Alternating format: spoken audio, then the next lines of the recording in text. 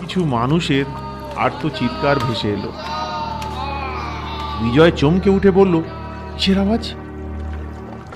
পাশের লোকটা একটু নড়ে চড়ে বসলো, তারপর বলল, ভয় পাবেননি বাবু, এখন পূর্ণিমার শেষ প্রহর তো, তাই সাহেব বাংলোতে সবাই জেগে উঠেছে।